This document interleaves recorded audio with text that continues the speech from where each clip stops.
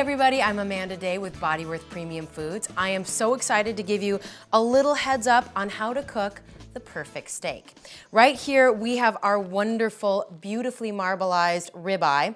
It's a 21-day aged premium grass-fed steak.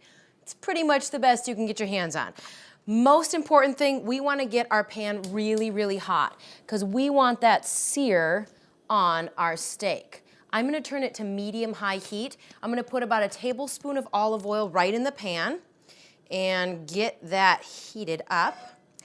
And then what I want to do is make sure, now my steak has been out of the fridge for about 30 minutes. You want to make sure your steak is room temperature because if you don't, when your steak hits the heat, it's going to seize up. You don't want that. You want all those flavors to really be able to saturate the meat. I am drying this off, as you can see. Dry heat is a secret of the chefs. They make sure their steak is really, really dry because that gives you the caramelization on the outside of the steak. Now that it's nice and dry, I'm going to throw a little flavor right onto the steak itself.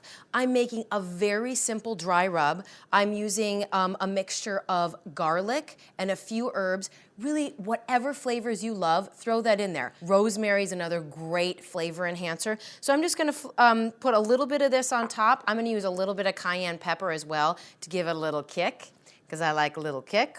Of course, salt and pepper. We want to add that. And then I am going to really rub that into the meat. I want the flavors to penetrate the meat. Okay, so my pan is really hot, so I'm gonna go ahead and put this on nice and gently.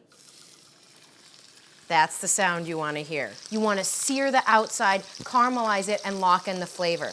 Now this steak is about at least an inch thick. It's an incredible cut. We're gonna give it about 5 to 6 minutes aside. I'm gonna pull it off at about 120 to 125 degrees, which is gonna be medium rare.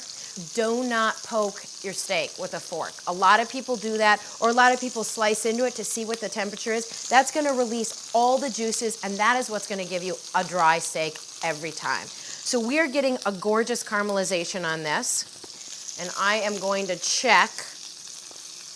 Oh yeah. So this, I want to make sure you can see the caramelization on that is just incredible. And that's what's going to give you tremendous flavor. Okay, now that our beautiful ribeye is seared to perfection, we are going to pull it off the grill. And remember, you really only need to flip this once. You don't want to keep flipping it and touching it. You want to let the flavors just soak into the steak. What I'm going to do now is called tenting, which is kind of funny. I'm just going to lightly rest this tin foil over the steak. We want to make sure all of the meat juices go back into the meat itself. This allows the steak to keep warm. It's going to raise the temperature, continue to raise the temperature by a few degrees. So keep that in mind if you're looking for medium, medium rare. So our steak has been resting about 5 minutes, which is what the time that you want to give it. And I am going to cut this open. So excited. And show you guys how good this is. Look at that. That looks good. So for more information and to have this delicious steak on your kitchen table, go to bodyworth.com. It's very easy to order and you get rewarded for eating this well.